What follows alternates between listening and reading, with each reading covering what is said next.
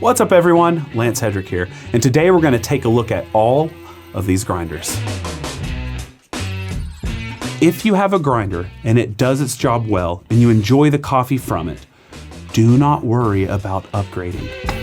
I've already discussed this in past videos, but I want to make sure that we know this going into this video, because I can't just negatively critique everything to the point where it shouldn't be buyable just so that you feel good in your own purchase. I'm going to be talking about these. We'll talk about the pros, the cons. Some may sound really good to you. Some may make you go, oh, I wish I had that. We're in the area of diminishing returns, especially at this price point. Enjoy the video. If you want to watch it, that's great. If you decide, well, then I don't need to watch it, that's fine too. May hurt the views, but you know what?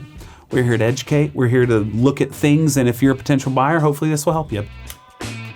There are some really great deep dive reviews out there on a lot of these grinders, so I'm not going to do something super in depth, but we're still going to get into the nitty gritty of my opinions on each.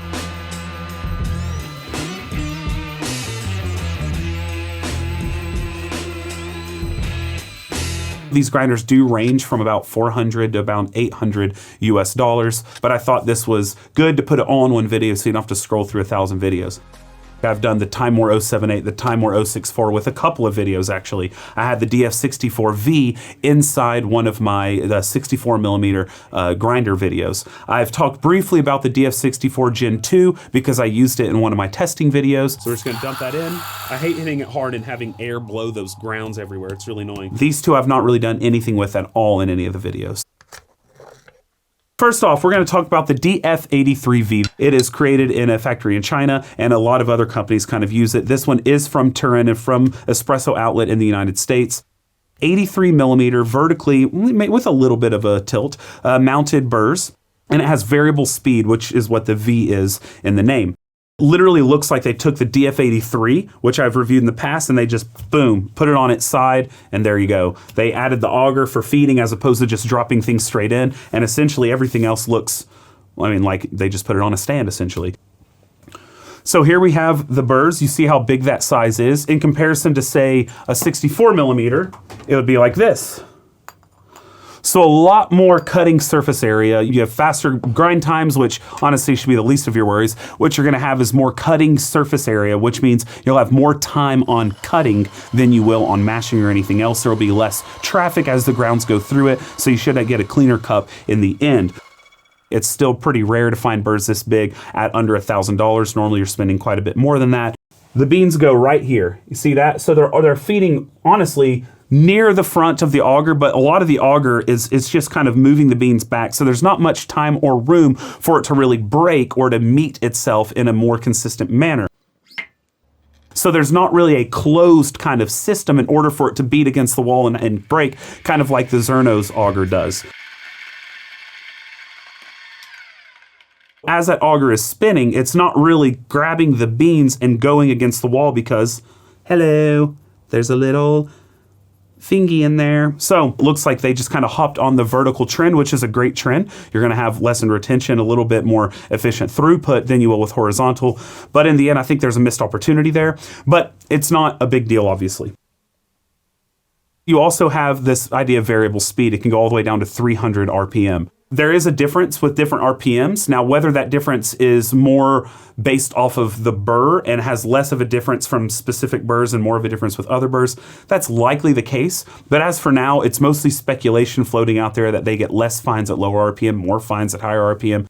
There's probably less heat damage at higher RPM, more heat damage at lower RPM, which greatly affects the taste, though it won't really affect the particle size distribution. So there could be two grinders putting out the same exact graphs, but one could taste horrible and the other could taste great, and the only difference could be the heat that's generated during grinding. The stock burrs that come with it are actually really nice. I think it's a big step up from what it used to come with the old Ital mills. They've created a couple of new geometries, so you can get sweet pour-overs with it. You can get good espressos with both modern and old school coffees. You're not getting the thickest shots, but you're getting cleaner shots. Then you can also get their filter burrs, which do a good job. I've talked about them in that DF83 video we did in the past, so I won't waste more time here. And then of course, SSP has been releasing loads and loads of burrs at this burr size, which is fantastic. I love the SSP Lab Suite burrs that they have out. They have the high uniformity, which do a really nice job. They have the multi-purpose burrs, which I really enjoy as well. I do not like this on-off switch. It's really janky. So you like turn the system on and then you actuate the burrs with this button. I do like that it's magnetized down here. That's pretty nice. There is an ionizer inside, and then the chute kind of comes off magnetically, so you can, when you're done, if there's any stuck, you just beep, beep, beep, and you're good to go.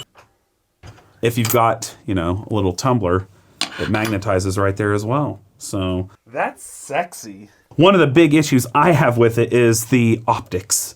When you put this hopper on top, I think that is so ugly. Geometrically, you have this big old, statement down here, and honestly, if it was just this, that's still a little ugly, but it's better. But then when you put the bellows on, which is necessary, by the way, you need the bellows. Woo, it's definitely a choo-choo train. And I've found the easiest way to use them is you barely tap like that, and it does a really nice job shooting pretty much everything out. People obsess over numbers with the motors. That doesn't matter nearly as much. The Niche Duo has a 130 watt motor and is not stalling on anything. And that's because they used a planetary gearbox inside, making it have, multiple times the torque needed. But this one being 4 times the size of that motor and stalling is just a little bit silly. I'll do a hot start, but it does tend to stall when they're at really fine grind settings, at espresso settings and low RPM if you're using lightly roasted coffee, and it turns off. Of course, you could slow feed that and it would alleviate the issues, but then you need to go even finer. Higher RPMs, I've not really experienced any stalls. I don't think anything above about 600 I've experienced any stalls at all. Let's move over to the Gevi. A couple of years ago, I did do a review on the Gevi 4-in-1 coffee maker. At that time, I was very new on YouTube. They reached out for help. I gave them some feedback on their machine. The one thing I was really impressed with, though, was their grinder, which was 60 millimeter burrs, and the 60 millimeter burr set on it actually was an incredible burr set. A lot of people were asking them to just make the grinder separate because they wanted to buy it. Part of that, led to this, but the aesthetic is very similar to that 4-in-1 coffee maker. So I first saw this grinder posted on an Instagram page, I don't know, a year ago or so, maybe a little longer. And I remember I reached out to Barsetto, who was the one that first released it in China, and I asked them about getting my hands on one. They told me to wait, that Gevi was going to be releasing it as well because they're using the same manufacturer, all that good things. And Gevi is a more worldwide brand. They have markets in like 30 different countries or so. But then eventually I did end up getting one from Barsetto. You can see it's almost identical, the main difference being the dose cup. Then Gevi sent me one as well, so I did not pay for this. They were very intent on getting a review by December, I believe it was, or maybe even November, but as you can tell, it's not November anymore, and I still haven't reviewed it, and it's because A, I don't play by the rules, and B, I do reviews when I'm ready. And this will be going to a Patreon afterwards, as will all of these. So if you're interested in that, by the way, go ahead and check out my Patreon down below, because I try to do consistent competitions where the gear I use in videos is given away, and over time, these will all be given. 64 millimeter burrs, whereas this one here, the DF83 is 83, so it is smaller, but it has a 400 watt brushless DC motor. That's very powerful, very expensive motor that is also in the Timemore 078 and 078S, which is right here. And that was a huge marketing ploy for them, is the biggest brushless motor in any grinder anywhere near that price point. For a cheaper price point, you're getting it in this. It reverses the motor and allows the burrs to go counterclockwise in order to unjam itself. When I stalled this one on camera, and I had to take off the front plate, then the burr carrier was stuck and I had to jimmy it out, then I had to clean it out, put it back together. If this had an anti-clockwise feature to it, I wouldn't have had to do all that. I could just purge it out and re-go. What's interesting about Gevi is they listened greatly to user feedback after their prototypes were sent out. I know one guy, Alex Second, he's up in Canada. He gave them a ton of feedback and they listened to a lot of it. They went from a 1 millimeter thread pitch to a 0.5 millimeter thread pitch. So it has the similar granularity of dial adjustment as something like the Zerno. It originally had 65 steps, which the Barsetto still has. They ended up changing that to stepless. This is one of the issues I have. Not that it's stepless, but the feeling of this metal, they didn't make it smooth. There's not like any type of bearing or anything in here to make it smooth. It feels like metal on metal. I would honestly rather have the clicks than this. There is an ionizer inside, which helps lessen retention and lessen the spray that comes out, lessen the mess. But even still, I find myself doing this in order to get all out, or I'll take something and try to fit it on and pop it out. They have a built-in anti-popcorn device, which does a good job, and the tight fit of this is actually really welcomed. I like that a lot. It makes slow dosing really easy. It makes fast dumping easy. The issue is there is no hopper, so you are single dosing. Their base burr is the Orion set. I'm not sure who's producing this one, but it does a good job. If you wanted to do something else, you can check out when buying this and put in some sort of SSP burr.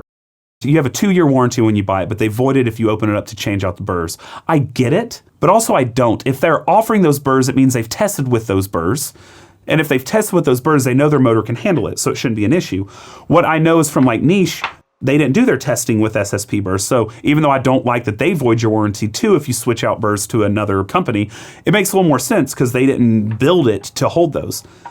Not a big fan of that, especially because they made opening it so dang easy. 2 circles on top that are aligned, you just pull this part off, and then all you do is you twist it. And just like the DF83, it all comes off, and boom, look at that. You're already at your burr set. And I've got some SSP cast burrs in here, red speed. There is an auger here.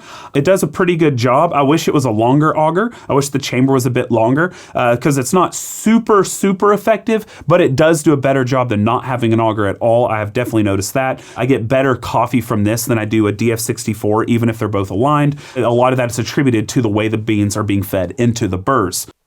For me personally, if there is not an auger feeding those beans, I don't want to buy it. The tolerances are pretty nice. They're pretty tight. For this production version, they increased them even more in order to make sure that they were listening to feedback and trying to become a proper competitor on the market. And I think they've done that.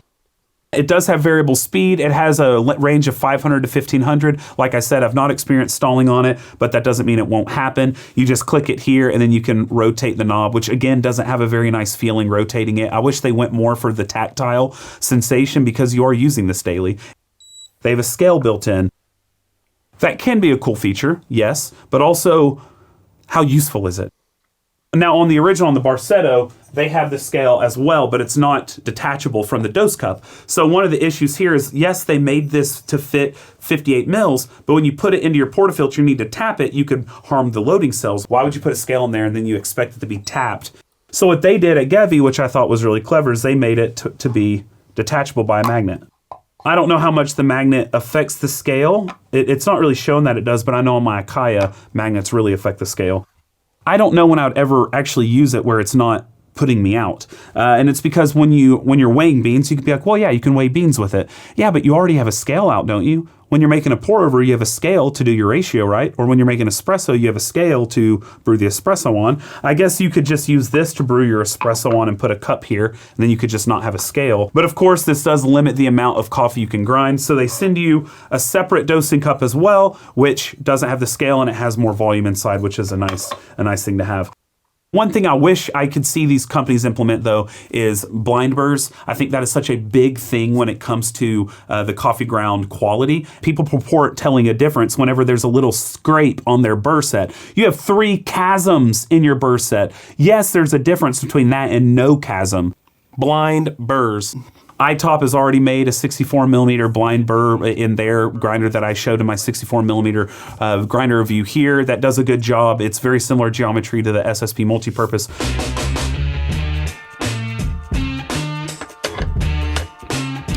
I would probably lean towards the DF83 between these two specifically, only because bigger burrs go burr, and I like bigger burrs because I want more potential surface area, more cutting space, and I don't mind slow feeding to stop the stall. The DF64 Gen 2. There's not much to say about it. This is like the niche zero of flat burrs. Does what it's got to do. It doesn't faff around. It's quick. It's efficient. Just one button. You turn the collar. You're good to go. It is 64 mils, so you can switch in and out different burrs. I have found that even with ionizers, depending on where you live, with humidity, etc., you may still need a little spritzy spoo of the water. It does what it's got to do. There's no tricks, no features that are like really to sit around and gaga about. My poker face, my poker face. I pulled dozens and dozens and dozens and dozens of shots, ignoring duty cycles. I was using a hand vac to cool the burst chamber down, but it was able to maintain the same grind size for about 80 shots in a row, which is very impressive for a grinder at this price point.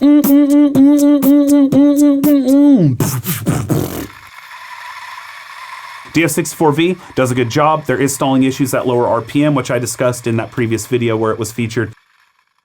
I really do not like the dose cup situation. I think that's pretty awful. And it's really weird that this has like just the top portion come off. I mean, the whole thing comes off, but I wish it came off in one piece. But it is really sleek, really small. It's much less beefy than the DF64 Gen 2, which really makes me wonder why the DF64 needs to be this big when the 64V is this small. I don't really know. But if you want something that saves counter space, that's a really nice one too.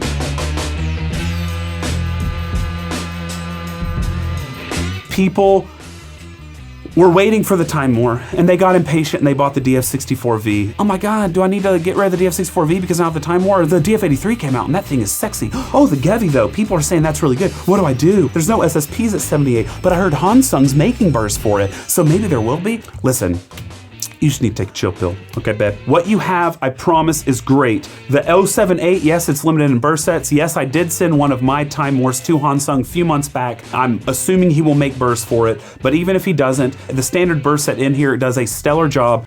They created this burst set. I was very skeptical of it because it looked like another little innovation for the sake of innovation, just like their S2C burr for their hand grinders, which I do not like. I know a lot of people love them, but to me it just seems like they were adding different elements of different burrs to make something different, when in reality it's just a conglomeration. Maybe they were doing the same thing here and they just got lucky, but all I do know is this is top 3 burr set for me for making filter coffee when it comes to electric grinders. My top 3 would be the EK43 with the tightest burr carrier and the SSP brew burrs, EG1 from Weber Workshops with the ULF burrs, the ultra low fine burrs from SSP, and then my third would be the Timemore 078 with the hybrid burrs. I think it is just fantastic. The first 2 I named are multiple $1,000s. This is like, I don't know, if you got on Kickstarter like 600 or something, and I think retail's like 800. You could use it for cupping in a roastery, which I know a lot of people who do. You could use it for filter at a cafe if you use the hybrid burrs. The burrs for espresso do well as well. They do okay for filter. The 064 and the 078 are both auger fed, which is definitely helpful. Vertically mounted burrs. They have good precision. The alignment is solid out of box. Does have variable RPM, 800 to 1400 on the 078, 800 to 1200 on the 064. So if you got this and you saw the Gevi come out and you're like, oh, I got the wrong 64mm. No, you didn't. This is just as good, honestly. Personally, I'm choosing the Timemore, but it's only because I'm obsessed with this little fines knocker. This has the ionizer, which is lessening the amount that's held in the grinder itself, which is cool. But majority what's held back are chaff and then fines that are stuck on chaff. Yeah, that's a piece of chaff, and how ugly is that? But you see little fines on it? On the Timemore, they get stuck here because there's no ionizer. Then at the end, you just twist it, and look, there's little fines that were left from my last grind. The lid kind of sucks, and there have been 3D printed options to change out the whole hopper and the lid. One thing that is nice is it's magnetized to go half here. This popcorns really badly, which does not happen with the Gevi. But if you put that hopper at half mast right here and you slow feed in there, it's not as messy. In the end, really nice. Both of these are really good grinders. I always recommend buy better coffee first. You might think, oh, but my roaster over here does great coffee, but I just can never get it pulling right. Well, maybe that's not the right local roaster for you. Try another local roaster. If it's that difficult to make good coffee with your beans, maybe it's not your machines. Maybe it's the beans. I just hope this was educational. I hope it gave you insight into some of the innovations going on as to what grinders are doing, but also to realize that we're in this weird position where it's like grinder mania. Because you all want to keep upgrading and buying more and more grinders because, influencers are hyping them or whatever it is, the market is responding to that and they are creating more and more grinders. Every few months, there's a small little innovation that makes you go, oh, I should have waited for that. Oh, I should have waited for that. But in all seriousness, these tiny innovations aren't really doing that much. In reality, we're looking at the quality of the cup, not necessarily who has the biggest, baddest, most recent grinder. My hope is, oh, cool, now I know about these grinders. If I'm in the market, I'm gonna consider that. If I'm not in the market, cool. Oh, it verified my buy of this. Oh, it made me feel good about my grinder I have. That's more so what I'm wanting. But anyway, again, if you're interested in maybe winning one of these, check out my Patreon below. I also have a second YouTube where I go on unfiltered rants and have some fun there. But other than all of that, I hope that you brew something tasty today. And cheers.